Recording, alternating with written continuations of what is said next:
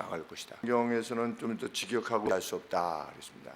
How blessed 그랬습니다. 감탄문으로 쓰고 있습니다. 얼마나 복이 있는지 모른다. How blessed is the man. 어떤 사람이 복이 있느냐? 이러이러한 사람이 복이 있도다.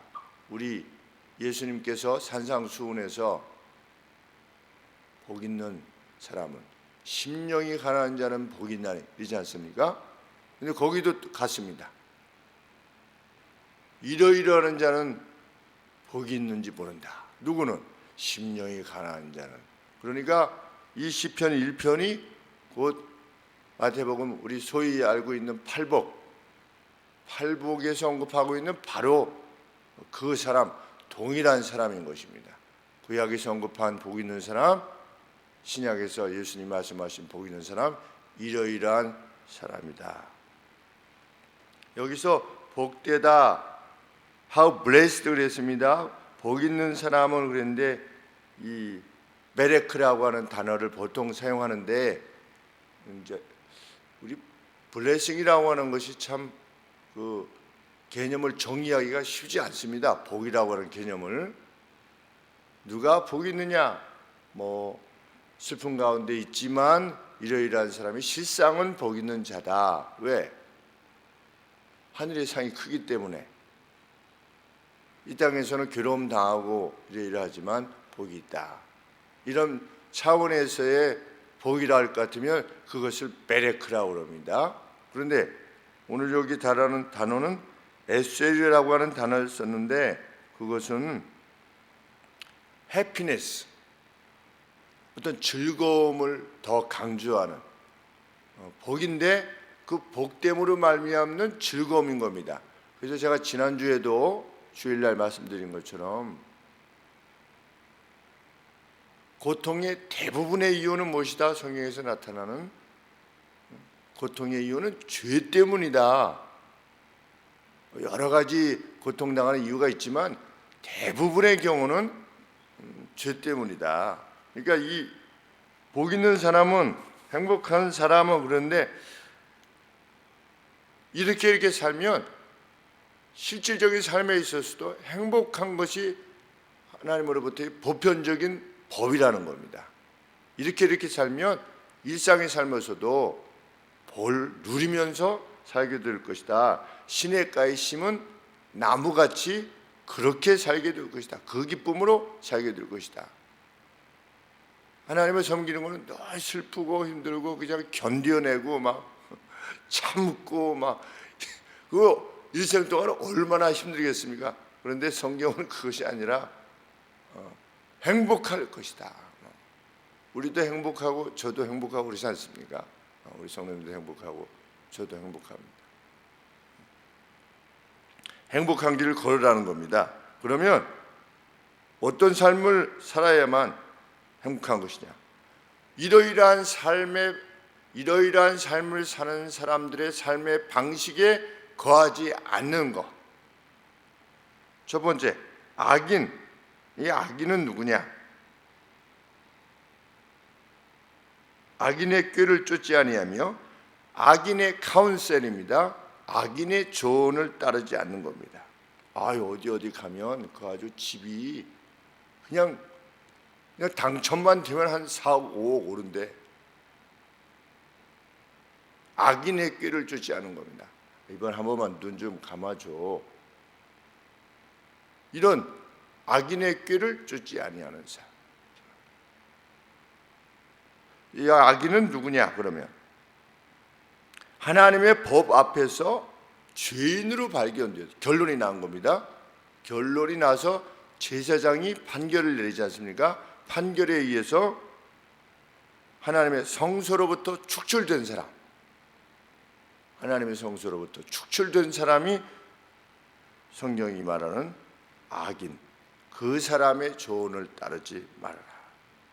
그럴 때 해피하게 살 것이다. 그 다음에 죄인의 길에 서지 아니하며, 이 죄인이라고 하는 것은 주어진 명령이나 금지 명령들을 어기는 사람들, 이러한 사람들을 죄인들이라.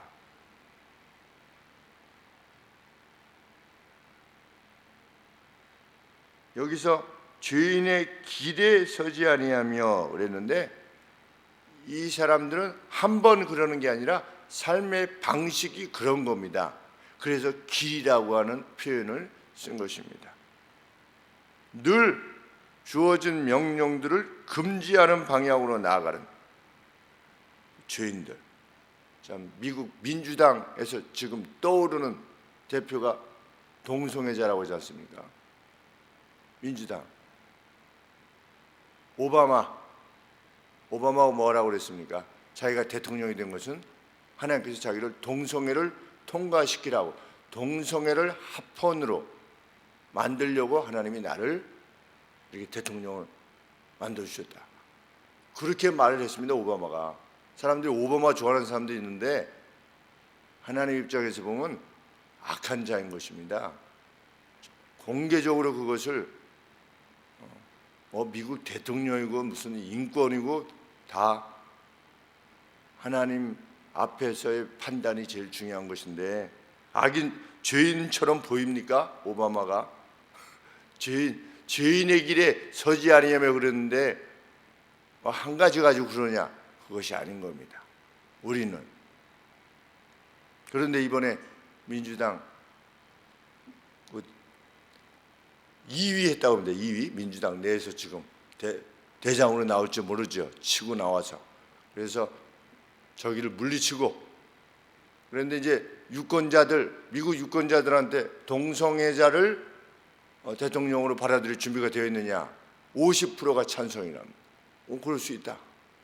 그리고 50%보다 적습니다. 안 된다가. 미국이 그만큼 같다는 겁니다. 그렇게 가면, 하나님의 방식을 떠나가면 하나님이 그 나라를 가만두시지 않는 겁니다. 아시리아 아무것도 아닌 것입니다. 페르시아 다, 헬라 제국, 로마, 마지막으로 기롱자, 오만한 자의 자리에 앉지 아니하고, 여기서 말하는 오만이라고 하는 것은 여호와의 율법을 경멸하는 겁니다. 웃기고 있네. 무슨 심판이 있어? 우리 베드로 사도가 하나님의 약속. 세상이 만들어진 것부터 지금까지 똑같은데 뭘 세상이 변한다고 그래? 그냥 보이는 게 전부야. 유시민이, 제가 그 사람 책을 읽어봤습니다.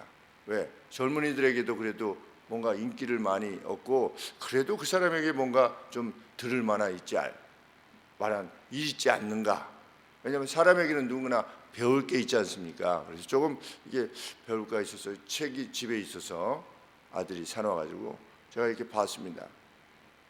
이렇게 보는데 보이는 게 전부다.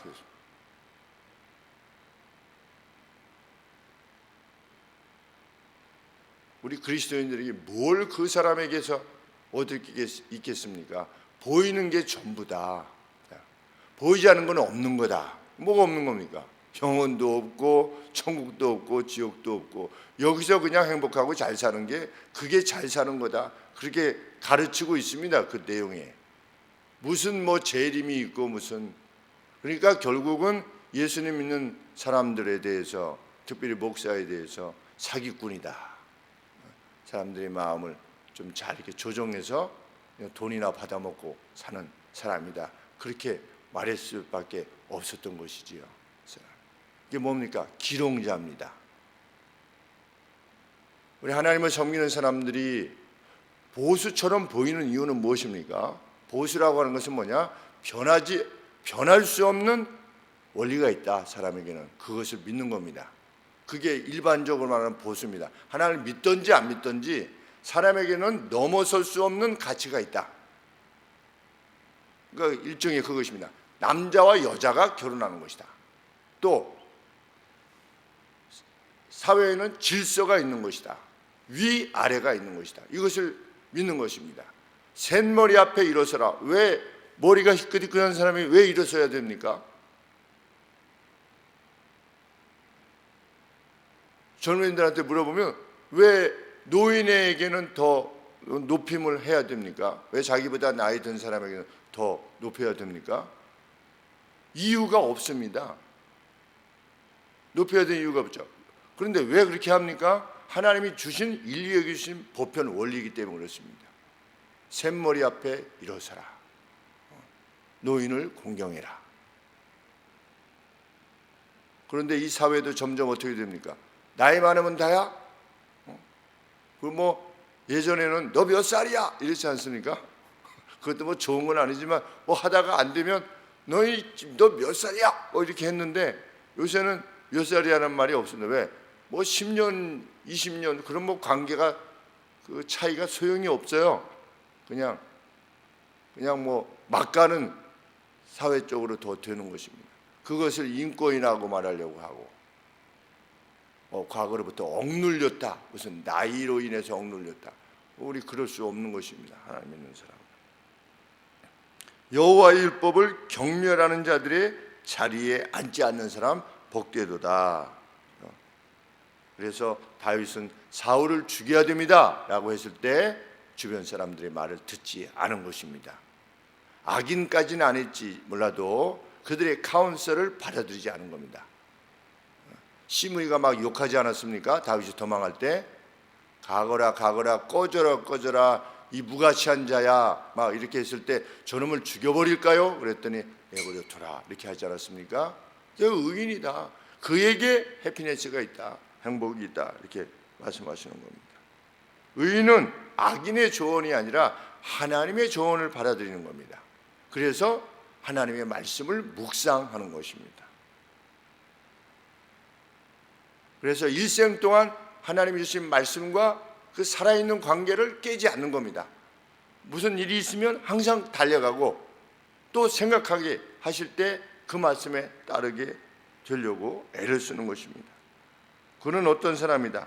하나님의 말씀에 율법을 즐거워하여 율법을 즐거워하는 겁니다. 이거 안 지키면 가만두시지 않는구나. 이것이 아니고 와 이렇게 사는 것이 진짜구나 라고 하는 율법의 마음을 두는 겁니다. 그래서 하나님이 주신 그 선하신 방향에 본질적인 끌림을 갖게 되는 겁니다. 야 이거구나 이렇게. 그래서 인간이 갈 길을 드러내시는 하나님의 말씀에 희열을 느껴서 매일같이 읽고 싶어 하는 것입니다. 또는 자기가 미처 깨닫지 못하는 부분들이 있지 않습니까? 그러한 인식을 성경이 줄 때 그 방향이 무엇인가를 계속 묻고자 하는 것입니다. 그는 무엇과 같다? 시절을 쫓아 계절을 따라. 무슨 말이냐? 계속하여 이런 뜻입니다. 계속하여 열매를 맺는 겁니다. 그냥 봄, 여름, 가을, 겨울 계속 열매를 맺는 그 잎은 마르지 아니하는 우리 자주 화분에 아니면 나무에 이렇게 물이 쫙 올랐을 때 그 나무가 얼마나 예쁩니까? 이 나뭇잎을 보면 그렇게 예쁠 수가 없이 나 반짝반짝 하는데 그런 인생을 살게 될 것이다. 누가 보아도. 왜? 수로에 심겨졌기 때문에. 이건 시냇물이 아니라 관계수로를 말하는 겁니다. 일종의 인공수로입니다. 그러니까 물이 가라지 않는 겁니다. 시냇물은 가를 수 있지 않습니까? 우리 공릉천 보면 물이 이렇게 가문데도 물이 계속 흐릅니다. 왜? 이거 어떻게 되는 겁니까? 그랬더니 이제 산인가 어디에서 물을 모아놨다가 이렇게 가랄 때 내보낸답니다.